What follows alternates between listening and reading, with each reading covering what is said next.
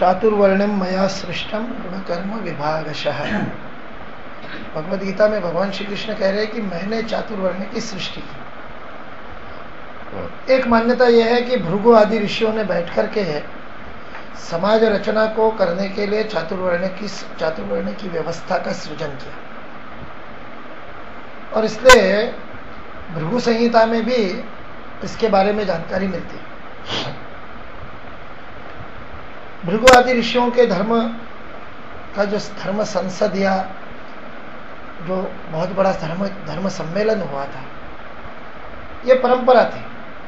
लगभग सभी दर्शनकारों ने इस प्रकार की धर्म संसद या धर्म सभाएं बुलाई है, और जिसके अंदर सनातन धर्म के सिद्धांत को सामयिक रूप से आज के समय में किस प्रकार से लागू किया जाना चाहिए उसके बारे में उन्होंने चर्चा की। जो बड़ी महत्वपूर्ण धर्म सभाएं हैं जिनके बारे में वर्णन हमारे पौराणिक साहित्य में मिलता है, उनमें गौतम की धर्म सभा बहुत बड़ी मानी जाती है। न्याय दर्शन के दाता गौतम, उन्होंने जो उनका गौतम ऋषि का जो आश्रम था, उस आश्रम में सारे विश्व के वैज्ञानिकों को, ऋषियों को बुला करके और धर्म सभा की थी, और बहुत दिनों तक धर्म चर्चा चली। अनेक ऋषि उसमें थे, स्त्री पुरुष दोनों थे। ये एक बहुत बड़ी भ्रांति फैल गई है कि ये भी आधुनिक काल की पिछले 150-200 वर्षों में जो हमारे साहित्य के अध्ययन का ह्रास हुआ, उसका ही परिणाम है कि जैसे बहुत सारी भ्रांति आई, उसमें एक भ्रांति ये भी आई कि केवल पुरुष ही ऋषि थे। इसलिए सब गार्गी, मैत्रेयी, मदालसा आदि की बातें आती है तो फिर बहुत बड़े बड़े विद्वान भी उनके बारे में बोलते समय ऋषि का है इस प्रकार का शब्द प्रयोग करते हैं। ये व्याकरण सम्मत नहीं है, ऋषि का नहीं है। ये जो स्त्रीलिंग लगाने की जो आदत लग गई है हमको, पदेन जो या गुणेन, उसके क्वालिफिकेशन के कारण, उसके गुण के कारण जो होते हैं, उसका लिंग नहीं होता। ऋषि का कोई लिंग नहीं है, ऋषि अपने आप में पुल्लिंग नहीं है, इसलिए ऋषि का स्त्रीलिंग ऋषि का नहीं हो सकता। ऐसे ही बहुत सारे बातें पाणिनि इस बात की चर्चा करता है कि उपाध्याय ये जो है, तो यदि स्त्री उपाध्याय होगी तो उसको उपाध्याया कहेंगे या उपाध्यायिनी कहेंगे, और पाणिनि कहता है नहीं, उसको उपाध्याय ही कहना पड़ेगा। वो कहता है यदि आचार्या कह दिया तो वह स्त्रीलिंग नहीं होगा, और यदि आचार्यनी कह दिया तो वो कहता है वो तो आचार्य की पत्नी हो गई, वो आचार्य नहीं हो सकती। यदि स्त्री आचार्य है तो वह भी आचार्य ही होगी। इस प्रकार का बड़ा अद्भुत संवाद, साहित्य, विचार हमको मिलता है। तो गौतम की सभा हुई, ऐसे भृगु की सभा भी बड़ी। ये सब रामायण के पहले की सभा है। गौतम की सभा भी रामायण के पहले की सभा है। अहिल्या का आख्यान जो आता है रामायण में, उस अहिल्या के आख्यान में विश्वामित्र इस गौतम की सभा का वर्णन करते हैं। राम को जब अहिल्या के बारे में जानकारी दे रहे विश्वामित्र, उस समय वो गौतम की सभा का वर्णन कर रहे हैं, धर्म सभा का वर्णन कर रहे हैं, और बाद में इंद्र का आदि जो घटनाक्रम है वो सारा घटनाक्रम बता रहे हैं। तो गौतम की सभा भी पहले हुई है, भृगु की सभा भी पहले हुई है। जिस समय वनगमन किया राम ने, उस वनगमन करते समय जो अत्रि आदि 4 महत्वपूर्ण आश्रमों में राम गए हैं, जहां पर राम और सीता की पाद्य पूजा की है, उन महान ऋषियों ने पाद्य पूजा की है, उन महान सतियों ने पाद्य पूजा की है। सुतीक्ष्ण के, शरमंग के आश्रम में वो गए। उस दौरान जो राम की चर्चा हुई है उन ऋषियों से, उस चर्चा का जो वाल्मीकि रामायण में वर्णन आता है, उसमें भृगु के द्वारा किस प्रकार चातुर्वर्ण का पुनरुज्जीवन किया गया, किस प्रकार उस व्यवस्था को समाज में रूढ़ किया गया, यह बताया गया। ये नहीं, रामायण के भी पूर्व की व्यवस्था है। और भगवान श्री कृष्ण यहां पर उसको दैवी अधिष्ठान दे रहे हैं। और दैवी अधिष्ठान देने का अर्थ है यह वैज्ञानिक है, यह सृष्टि के सृजन के साथ ही हुआ है। जैसे सहयज्ञ प्रजा सृष्टवा की बात हुई है, जैसे यज्ञ का सृजन हुआ और प्रजापति कह रहा है यज्ञ के द्वारा ही मैंने तुमको सृजित किया और यह यज्ञ ही तुम्हारी सारी कामनाएं पूर्ण करेगा। काम दुख ये तुम्हारी कामधेनु है। उसी प्रकार से यहां भी भगवान श्री कृष्ण उसी सृष्टम, उसी धातु का प्रयोग कर रहे हैं, चातुर्वर्णम मया सृष्टम, वही प्रयोग वहां पर हुआ। क्योंकि भगवान श्री कृष्ण बता रहे प्रजापति ने कहा था, इसलिए वो सृष्टवा ऐसा उपयोग कर दे, सृजन करके सृष्टम, ये सारे भूत में है, भूतकाल है, पहले हो चुका है। ये दैवी अधिष्ठान है। यह दैवी अधिष्ठान बताता है ये सृजन के साथ ही प्रकृतिस्थ है। प्रकृति की सृष्टि में ही यह चातुर्वर्ण निहित है। हमने पिछले 2 दिनों में चातुर्वर्ण को क्यों समझना चाहिए इसके कुछ कारण देखे। चातुर्वर्ण की चर्चा करने से पहले मूल रूप से 3 कारण हमने देखे। एक कारण यह देखा कि यह स्वभाव है, प्रकृति जो स्वभाव है, इसलिए जो गुण विभाग और कर्म विभाग है वह प्रत्येक मनुष्य का गुण विभाग और कर्म विभाग जो वैशिष्ट्यपूर्ण है, उस गुण विभाग और कर्म विभाग को समझना और उनका आपस में जो व्यापार है, उस गुण विभाग के 24 तत्वों का, पंच महाभूतों से बना हुआ यह शरीर, उस पंच महाभूतों की पंच तन्मात्राएं जिनको पंचेंद्रिया पंच ज्ञानेन्द्रिया ग्रहण करती है और उसके आधार पर पंच कर्मेंद्रिया कर्म करती है, और अंतःकरण चतुष्टय इस सारे ग्रहण विश्लेषण स्मरण और उस आधार पर कर्म, इस सारे को जो आधार प्रदान करता है वह अंतःकरण चतुष्ट है। ऐसे ही जो 24 गुण विभाग के तत्व हैं जो सत्व रजतम इन 3 गुणों के द्वारा संचालित होते हैं, उसके द्वारा भावित होते हैं, उसके द्वारा उनका काम चलता है, उसे गुण विभाग कहा। और इनका आपसी व्यापार वो कर्म विभाग। तो इस गुण और कर्म का के द्वारा जो हमारा प्रकृतिस्थ स्वभाव है, उस स्वभाव के अनुरूप यदि हम हमारे अध्यात्मज स्वभाव को करेंगे तो हम स्वधर्म तक पहुंच सकेंगे, और उस स्वधर्म पर आधारित कर्म करेंगे तो बड़े जल्दी क्षिप्रम ही मानुषे लोके सिद्धिम भवति। दूसरा कारण हमने ये देखा था कि ये जो प्रकृति जो स्वभाव है, इस प्रकृति जो स्वभाव के सत्व रजम तम आदि 3 गुणों के द्वारा जो वैशिष्ट्यपूर्ण वर्तन होता है, उस वर्तन के, उस वर्ताव के, उस व्यवहार के द्वारा ही हम ईश्वर को प्राप्त करते हैं। ये यथामाम प्रपद्यन्ते तांस तथैव भजाम्य हम। इसलिए ये भजन यजन पूजन साधन के लिए भी आवश्यक है कि हम जाने कि सत्व रजतम के अनुसार हमारी प्रकृति का गुण स्वभाव क्या है, किस रंग की किस वर्ण की हमारी प्रकृति है। और कल हमने तीसरी बात देखी थी कि ये जो हम है, जिसको हम अपने व्यक्तित्व के द्वारा मैं हूं का बोध लेकर के, जिस अस्मिता को लेकर के मैं हूं कहते हैं, उस मैं हूं का अस्तित्व अपने संचित प्रारब्ध पूर्व कर्म के द्वारा है। हमारे चित्त में संग्रहित जन्म जन्मांतर के संस्कार हमारे स्वभाव का निर्माण करते हैं, और इसलिए अनेक जन्मों में हमने क्या क्या कर्म किए हैं, और उन सारे कर्मों का जो जो व्यापार है, जो जो व्यवहार है, जो जो कर्ज हमारे ऊपर आया, जो क्रेडिट है, जो डेबिट है, जो बैलेंस बना हुआ है, उस सारे को इस जन्म में यदि हम व्यवस्थित कर देंगे तो फिर वो हमारा पूरा न्यून हो जाएगा, समाप्त हो जाएगा। तो जन्म कर्म के बंधन से हम मुक्त होंगे। लेकिन इस सबको तो पता नहीं किया जा सकता, और इस प्रपंच में पढ़ने की या उलझने की आवश्यकता भी नहीं।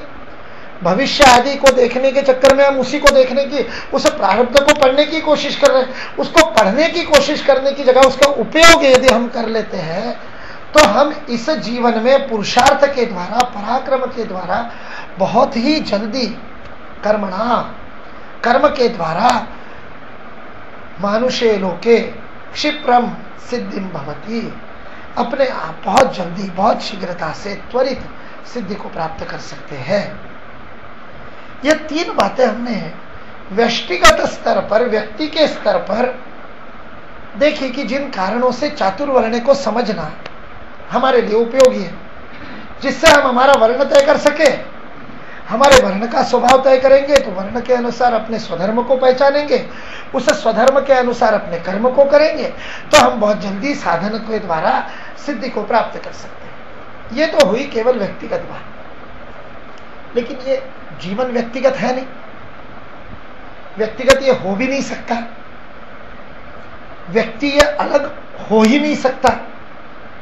वह तो उस विराट का अंग है।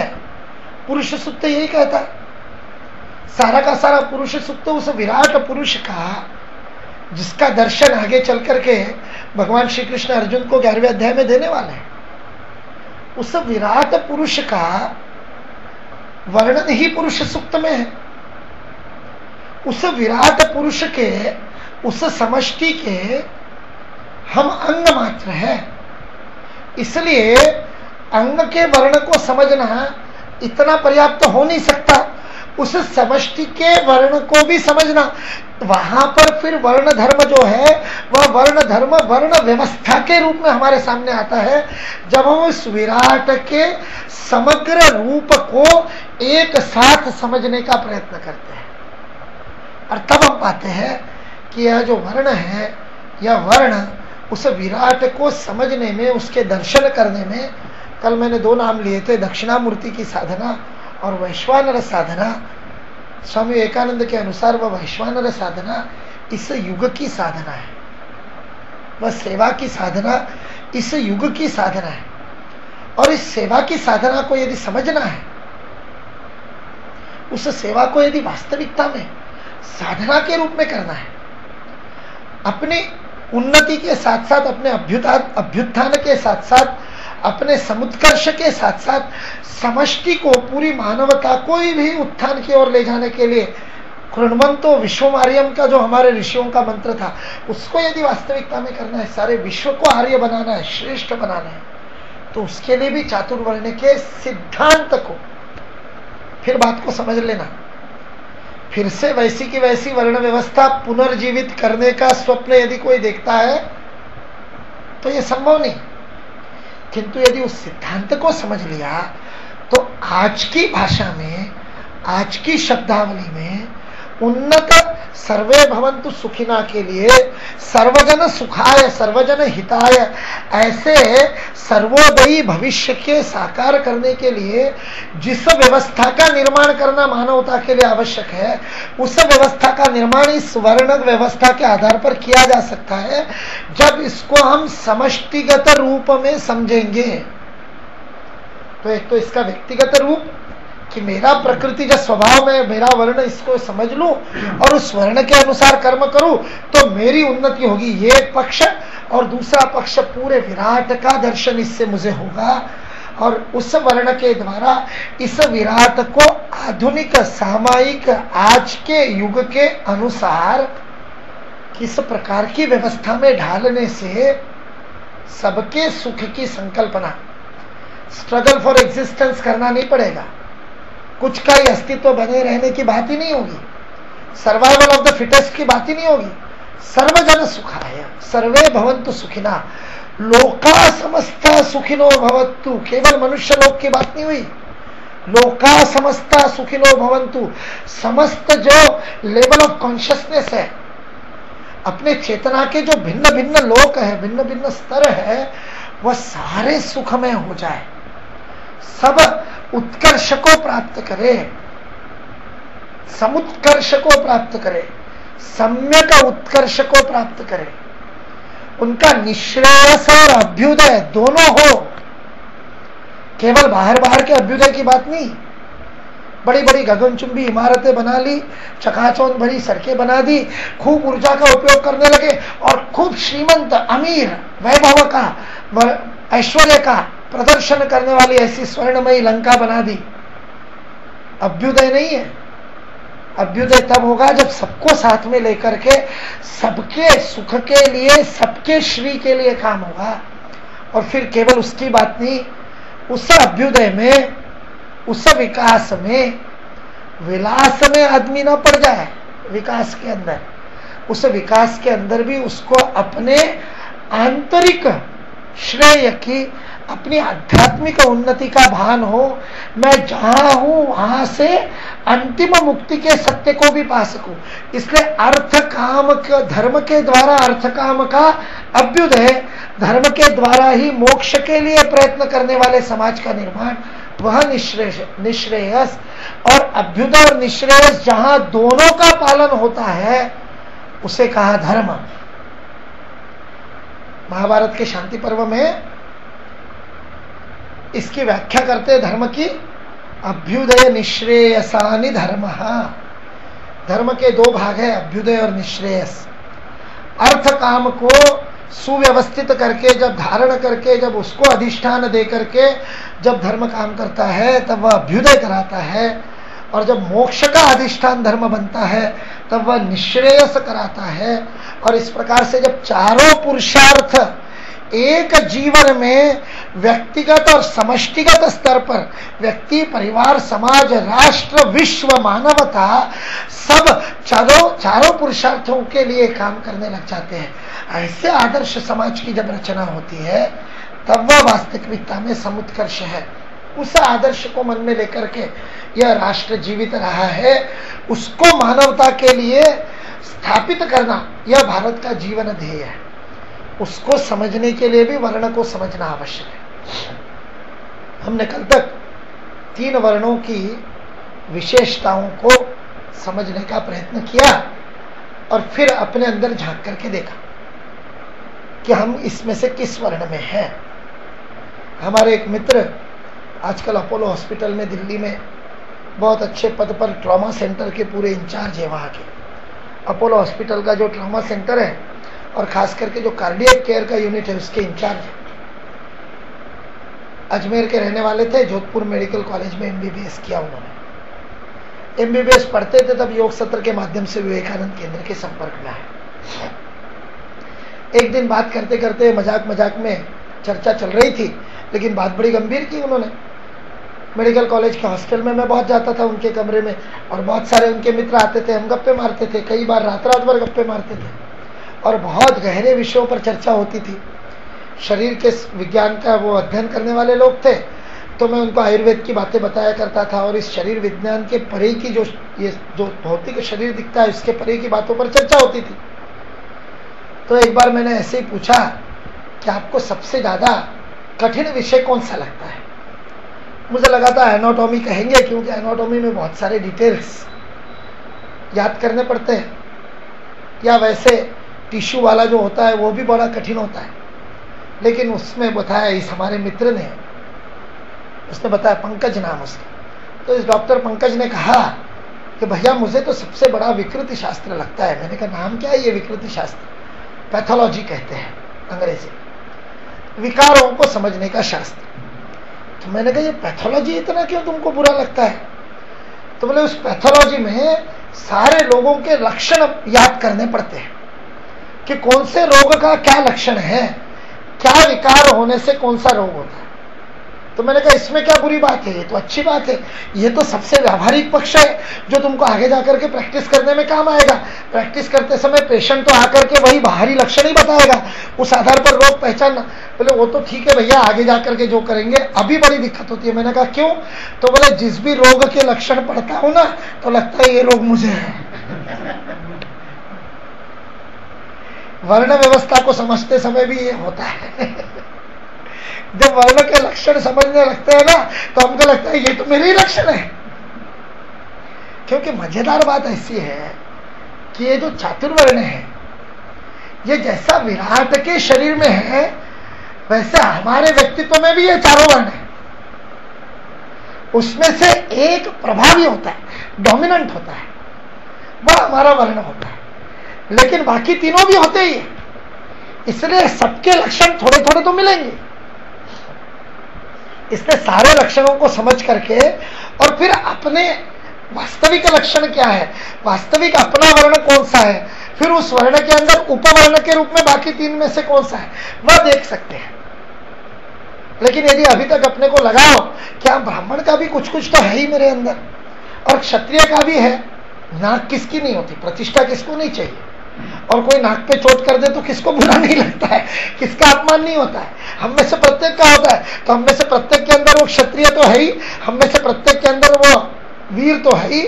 हम में से कौन है, शरीर इतना होने के बाद भी हम में से कौन खेलते समय हारना चाहता है, कोई खेलते समय हारना नहीं चाहता।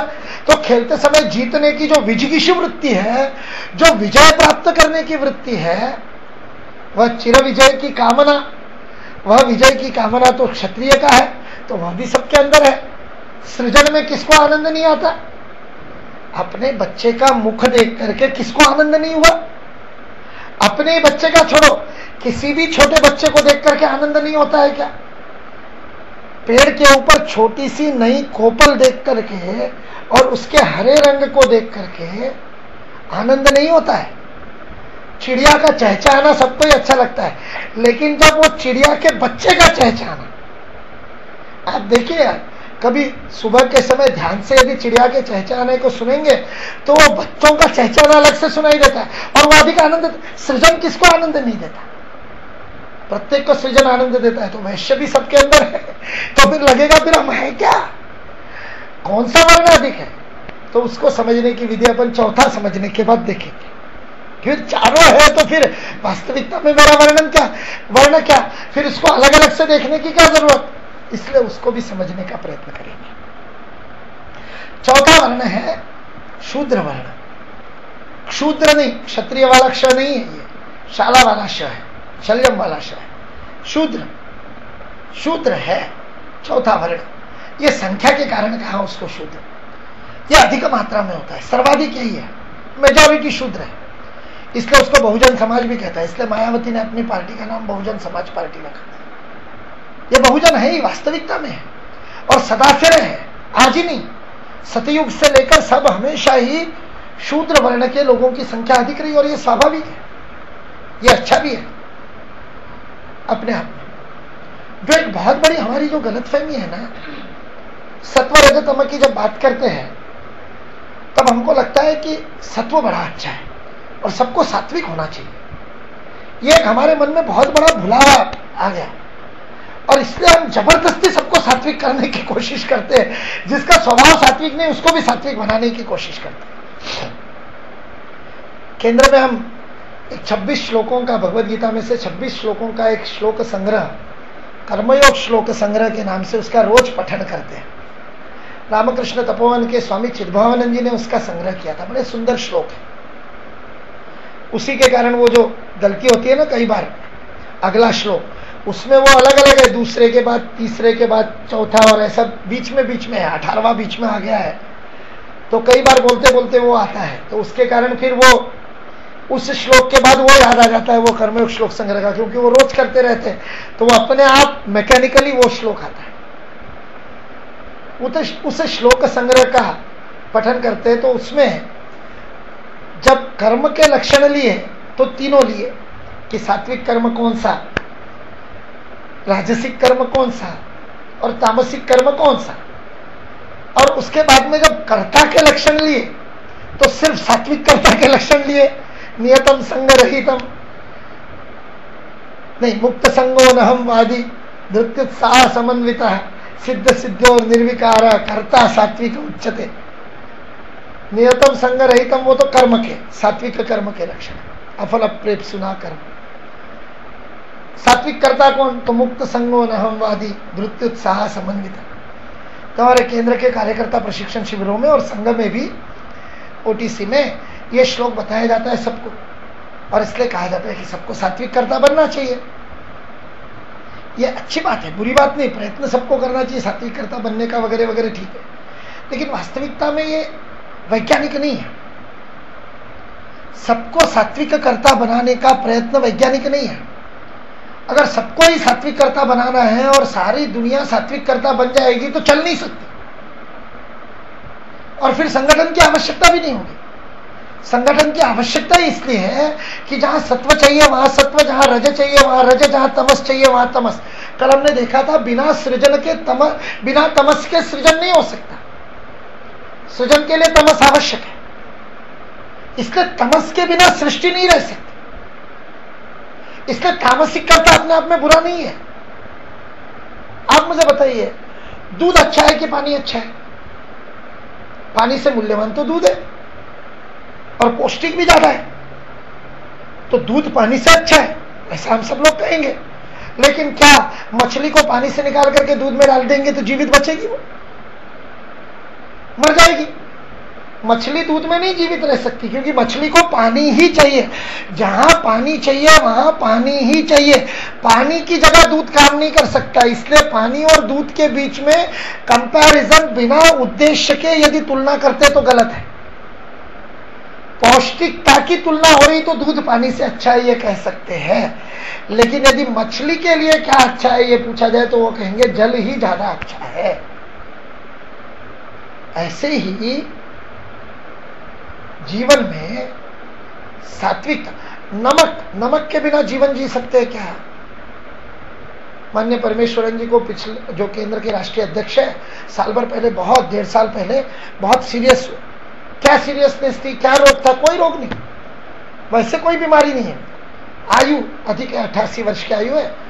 और जब डॉक्टरों ने सारे टेस्ट किए, क्यों हो रहा है पता नहीं, बहुत सारे, मेमोरी भी कम हो रही, ये भी हो रहा है, वो भी हो रहा है, दर्द भी होता है, पीठ भी दर्द देती है, श्वास लेने में भी कई बार तकलीफ होती है।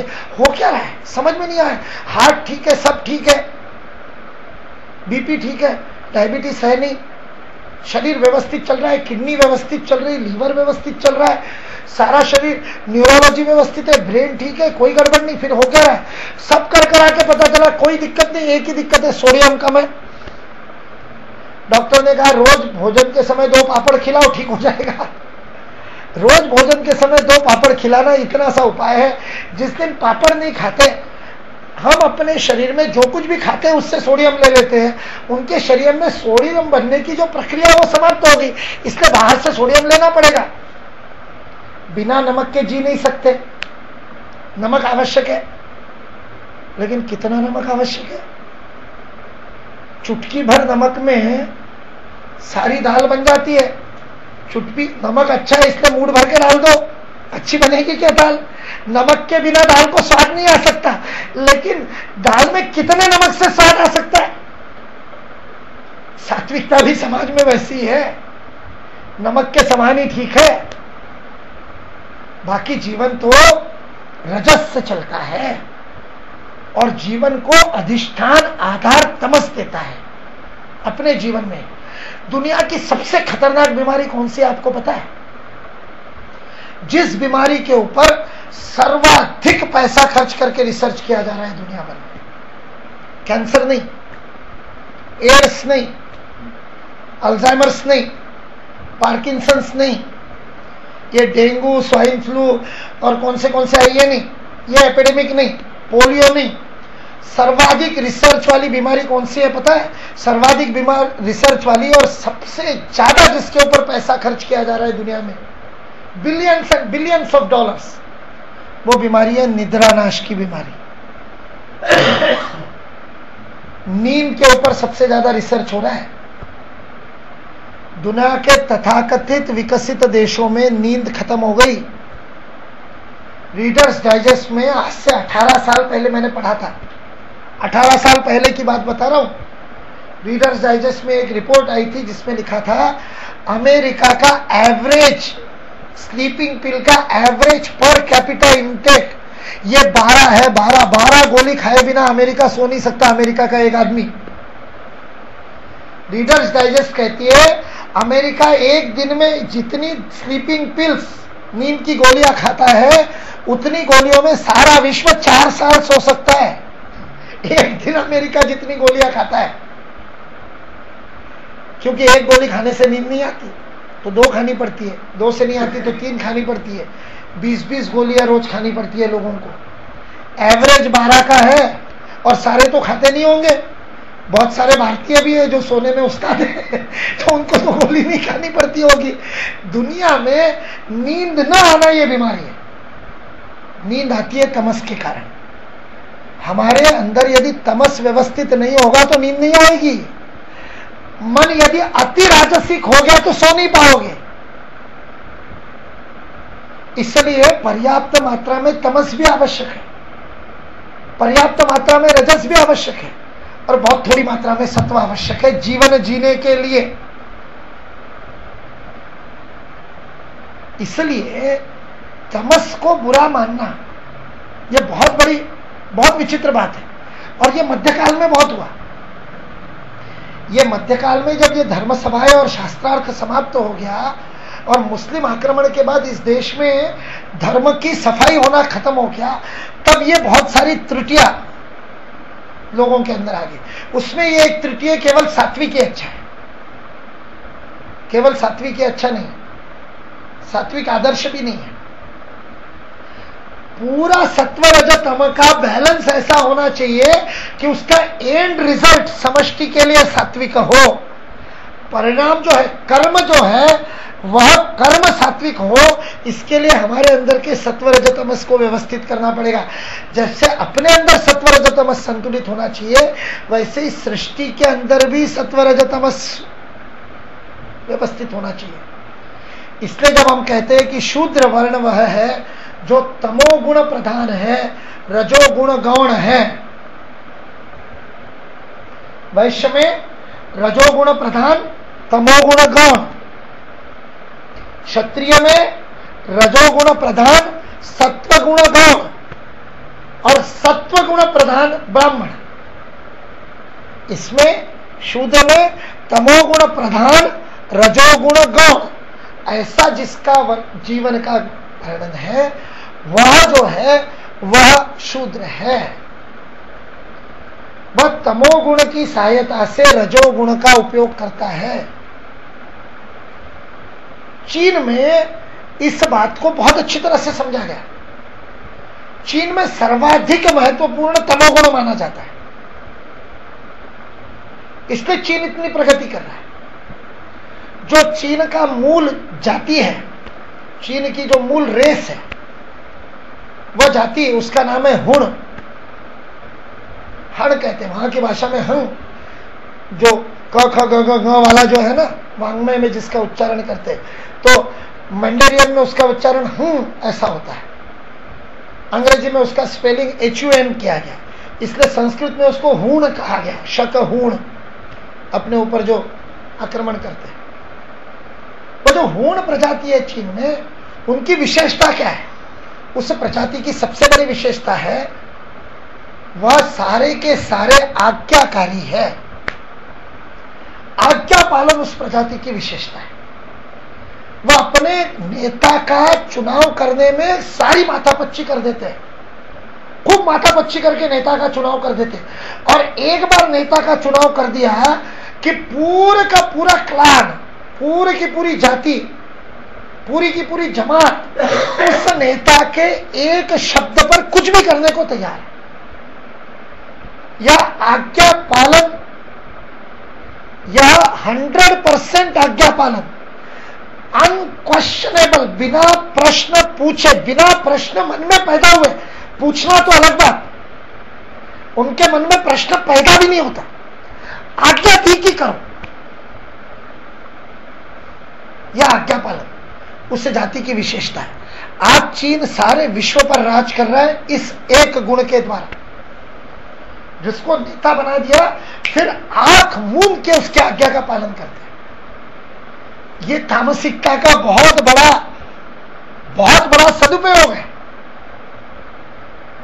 सेना में यदि जो सेना नायक है वो कहे मारो, फायर, और वो जो उसके सामने बंदूक लेकर के खड़ा है वो अपनी खोपड़ी लगाने, मारू कि नहीं मारू, मारना ठीक है कि नहीं है, ये युद्ध धर्म के अनुसार है कि नहीं है, ये मेरे लिए श्रेष्ठ, अर्जुन वही तो कर रहा है ना, चलेगा क्या? नहीं, उसको तो आंख मूंद करके, उस समय यदि वो तमोगुण प्रधान होगा तो ही आज्ञा पालन कर सकेगा। सेवक का जीवन तमोगुण प्रधान है, इसीलिए वो सेवा कर सकता है।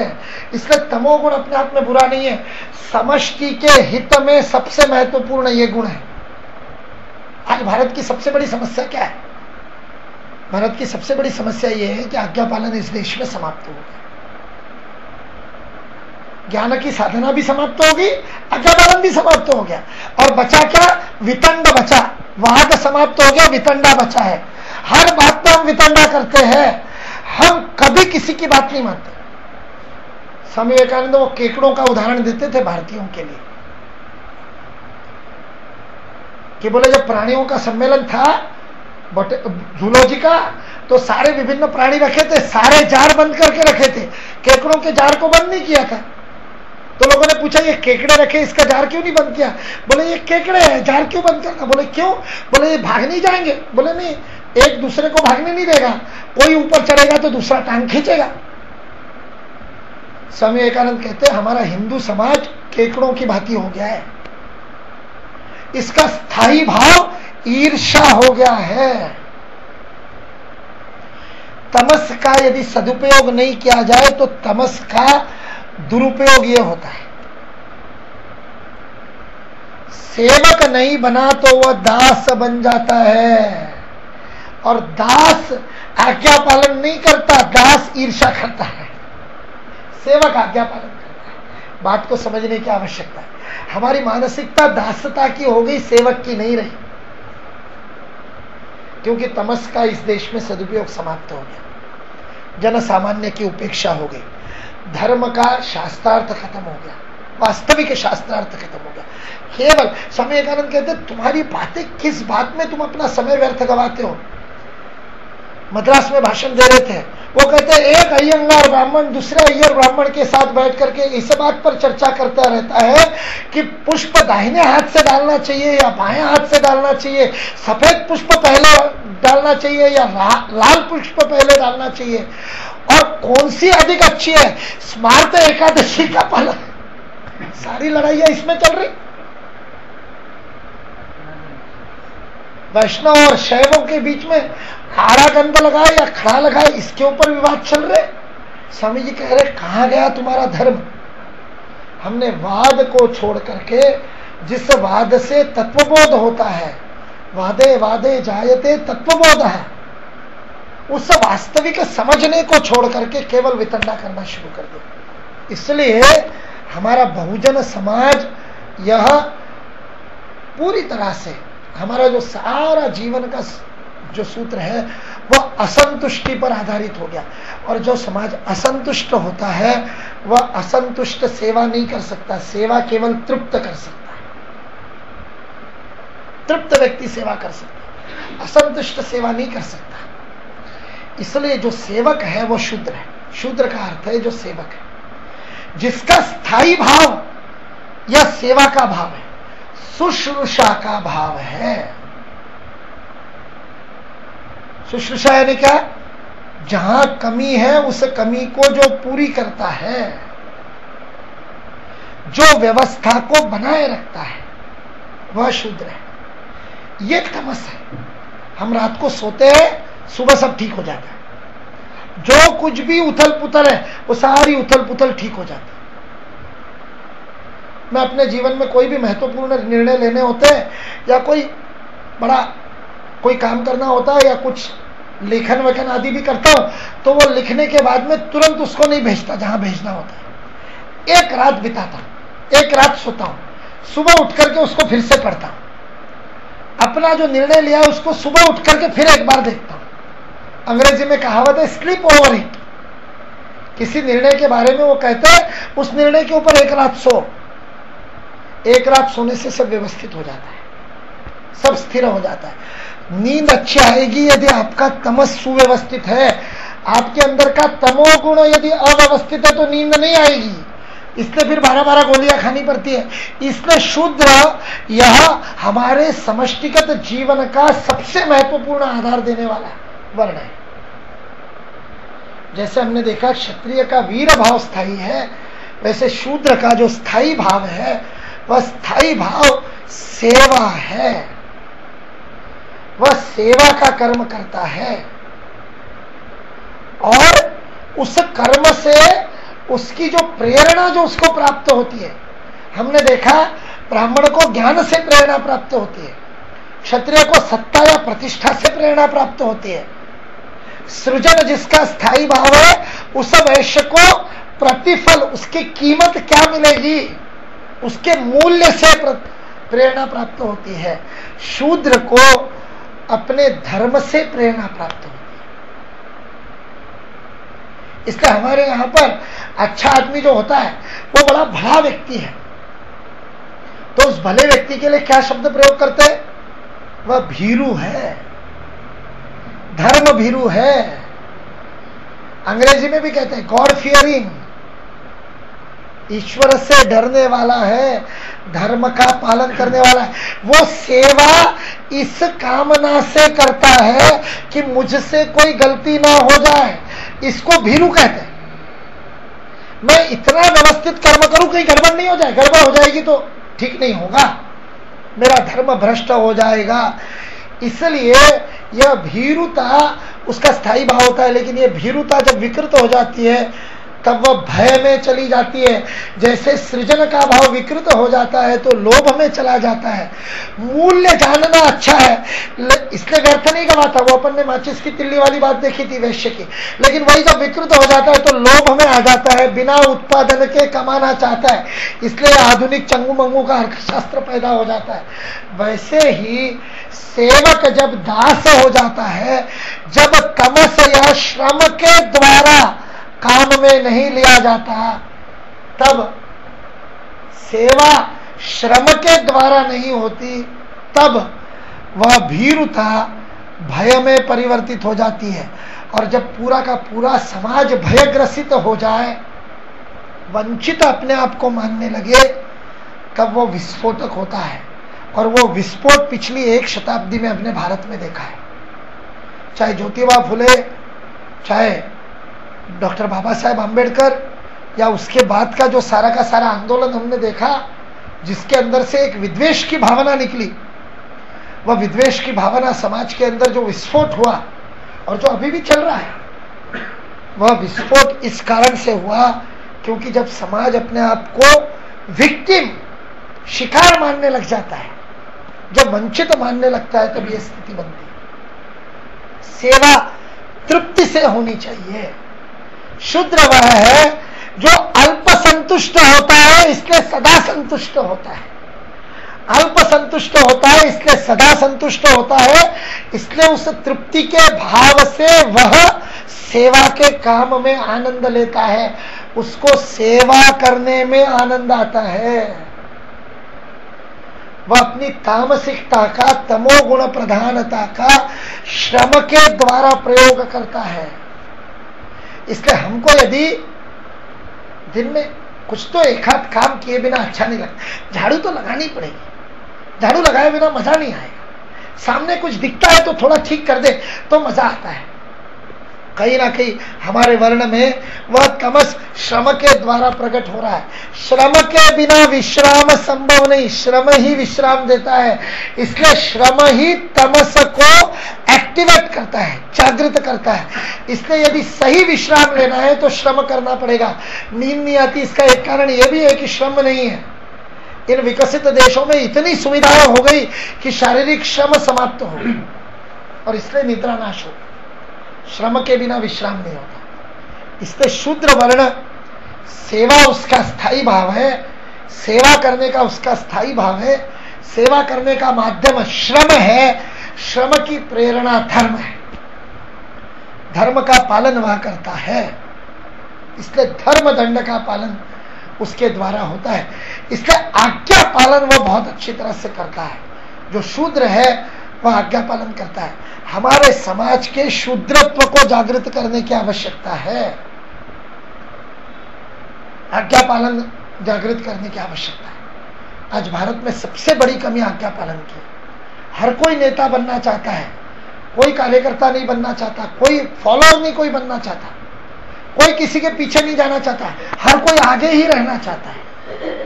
और इस कारण से हमारे समाज का विनाश हो।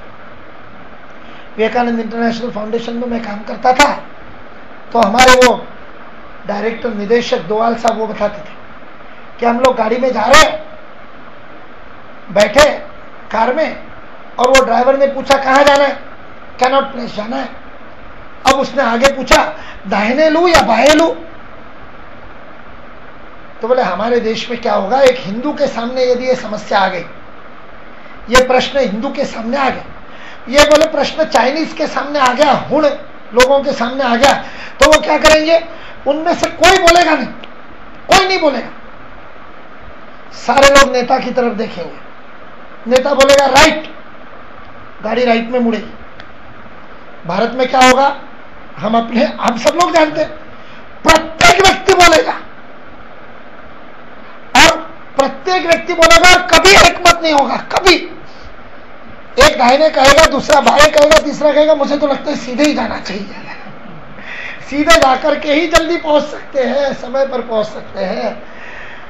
दोवाल जी कहा करते थे किसी एक की मान लो तो पहुंच जाओगे, भले ही देर से पहुंचो, दूर के रास्ते से पहुंचोगे जरूर, लेकिन यदि पहली बार एक का माना और फिर उसने कहा देख गलत हो गया ना, उस समय लेफ्ट मुड़ना चाहिए था, तुम राइट मोड़ लिया ना, वो ड्राइवर पूछता अब क्या करूं, अब इसकी मान, अब उसकी मानते, वो कहता अब लेफ्ट, तो बोले कभी नहीं पहुंचोगे, राइट लेफ्ट ही करते रहोगे। बोले ये देश 65 वर्षों से राइट लेफ्ट कर रहा है,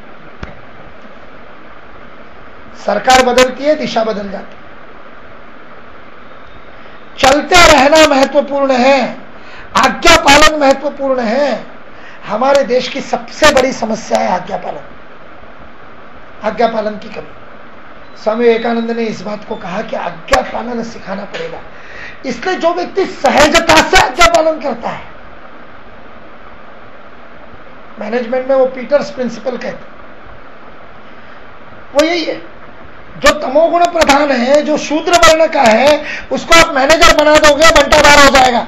जब तक वो सेकंड इन कमांड है, जब तक उसको आज्ञा पालन करनी है, कोई दूसरा उसको आज्ञा देना और इसको काम करना है, उसकी इफिशिएंसी 100% है। और जैसे इतना इफिशिएंट आदमी है, he is great efficient man, इतना बढ़िया काम करता है, उसको फोरमैन बना दो, उसके बाद में तुम्हारी सारी प्रोडक्शन ठप हो जाएगी, क्योंकि उसको अपने प्रोडक्शन से हटा दिया, जो प्रोड्यूस कर रहा था उसको प्रोडक्शन से हटा करके फोरमैन बना दिया, और फोरमैन तो उसका सवाल ही नहीं है, वो दूसरों को दिशा निर्देश दे नहीं सकता, वो दिशा निर्देश का सही ढंग से पालन कर सकता है। इसलिए शूद्र का सबसे महत्वपूर्ण जो लक्षण है वो आज्ञा पालन है। अब मजेदार बात आ गई, कल मैंने कहा था कि हम में से अधिकतर शूद्र है, लेकिन हम में से अधिकतर को आज्ञा पालन करने में आनंद नहीं आता, यह भी सत्य है। फिर यह कैसे हुआ, ये तमोगुण के प्रतिष्ठित न होने के कारण हुआ। तमोगुण प्रधान रजोगुण गौण दोनों महत्वपूर्ण है। वो रजोगुण ऊपर उठता है तो उस वो तमोगुण को स्थिर नहीं होने देता, उस कारण से जो रात को नींद नहीं आती, मैंने बताया उसी प्रकार से, उस कारण से हम आज्ञा पालन नहीं कर सकते, क्योंकि हमने शूद्र को कम मान लिया, इसलिए अपने आप को आदर्श शूद्र बनाने का प्रयास नहीं किया, और आदर्श शूद्र बनाने का हम प्रयास नहीं करते हैं, उस कारण से ना तो हम शूद्र रहते हैं, ना वैश्य बन पाते हैं, ना ब्राह्मण बन पाते हैं, ना क्षत्रिय बन पाते हैं, और पूरे के पूरे समष्टि का नाश हो जाता है। ये श्रेष्ठता और नीचता का जो सिद्धांत सामाजिकता में आ गया, उसके कारण समष्टि का जो सबसे बड़ा नुकसान हो गया, वो नुकसान ये हो गया। यदि पुरुष सूक्त कहता है कि पैरों से शूद्र पैदा हुए, तो क्या पैर मुख से गौण है? किसी लंगड़े को पूछो, किसी का पैर टूट जाए, पिताजी की जब पैर की हड्डी टूटी थी तब पूछना उनको कि पैर का क्या महत्व था। जब घुटने दर्द होते हैं तब पता चलता है कि पैर का क्या महत्व है। प्रत्येक अपने अपने स्थान पर महत्वपूर्ण है। मुख का अपना महत्व है, पैर का अपना महत्व है, लेकिन दिन में ज्यादा काम पैरों का पड़ता है। मेरा गला खराब है तो मैं अनावश्यक रूप से नहीं बोलूं तो मुझे बहुत ज्यादा दिक्कत नहीं आएगी, लेकिन पैर चलना बंद हो गए तो तब तो खत्म हो जाएगा, तब तो परेशान हो जाऊंगा। इसलिए ब्राह्मण सारे मर गए तो भी समाज का कुछ खराब नहीं होने वाला। क्षत्रिय आवश्यक है क्योंकि वो रक्षा करते हैं, लेकिन सबसे ज्यादा आवश्यक शूद्र है। जिस समाज से शूद्रत्व नष्ट हो जाता है वह समाज विकृत हो जाता है। भारत की विकृति का महत्वपूर्ण कारण है शूद्रों का सम्मान हमारे यहां पर समाप्त हो गया, जबकि यह राष्ट्र श्रम को सबसे ज्यादा सम्मान देता था। आज भी हम अपने व्यवहार में श्रम को महत्व देते हैं, लेकिन अपने विचार में श्रम का सम्मान नहीं करते। बात को समझिए। आपकी गाड़ी खराब हो गई, स्कूटर है, मोटरसाइकिल है, कार, मैं गारंटी से बताता हूं आप में से कोई भी ऑटोमोबाइल इंजीनियर के पास नहीं देगा गाड़ी।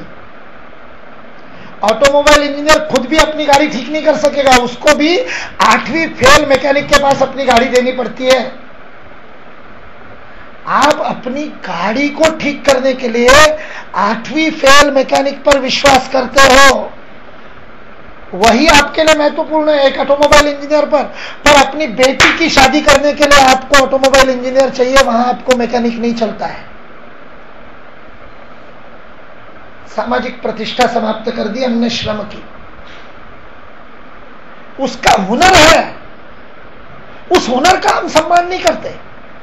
और जिस समाज में हुनर का सम्मान होना समाप्त हो जाता है वह समाज पंगु हो जाता है। जैसे पैर कट जाएंगे तो पंगु हो जाएगा। इसलिए भारत का विकास अवरुद्ध हुआ। 17वीं शताब्दी तक जो देश सारे विश्व का सबसे बड़ा उत्पादक देश था, वह देश जो विश्व के सकल राष्ट्रीय उत्पाद का 66% 14वीं शताब्दी के प्रारंभ में और 17वीं शताब्दी में जीडीपी का 33% उत्पादित करता था, वह देश भिखमंगा देश, कटोरा लेकर के सारी दुनिया में कर्ज मांगने वाला देश हो गया, क्योंकि इस देश में शूद्रत्व का सम्मान समाप्त हो गया, श्रम का सम्मान समाप्त हो गया। इसलिए शूद्र वर्ण को समझना, और केवल समझना ही नहीं, सम्मान करना। अपने बालक में, अपने बेटे में यदि अपने को वो वर्ण दिखता है तो उसको उसके अंदर आगे बढ़ाना, यह बहुत आवश्यक है। हम वो करते नहीं है और इसलिए हमारा सारा का सारा जीवन दूध के अंदर मछलियां डालने में चला जाता है। इंजीनियरिंग, डॉक्टरी, चार्टर्ड अकाउंटेंसी, ये सारी दूध है, सारे दूध है। लेकिन यदि अपना बालक मछली है तो उसको पानी में ही आनंद आने वाला है, उसको दूध में आनंद आएगा ही नहीं। वो सारी जिंदगी उसका जी घुटता रहता है, गलत जगह पर पहुंच करके, गलत वर्ण का काम करते हुए। श्रम की प्रतिष्ठा नहीं होने के कारण यह काम। इसलिए शूद्र के यह महत्वपूर्ण आधार समझने पड़ेंगे। सेवा का भाव, श्रम का उसका महत्व, अधिष्ठान, आज्ञा पालन, ये सारे जिसके अंदर है, जिसको इसमें आनंद आता है, रस आता है, उसका वर्ण शूद्र वर्ण है। ये चारों वर्ण के आधार, अधिष्ठान, स्वभाव, प्रेरक तत्व, क्या पाने के लिए वो कर्म करते, ये सब हमने समझा। ये सब समझने के बाद हम अपने वर्ण का निर्धारण कर सकने में सक्षम होंगे, चारों में से कौन सा है। और फिर मैंने कहा चारों हमारे अंदर अपने को दिखते हैं, तो उसमें से प्रधान कौन सा है, ये कैसे पता करना।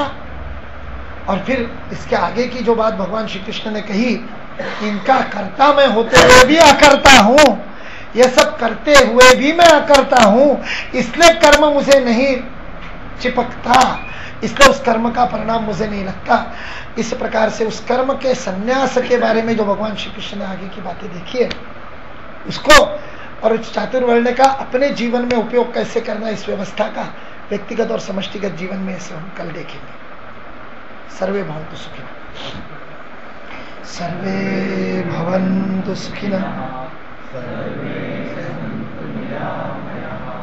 सर्वे भद्राणि पश्यन्तु।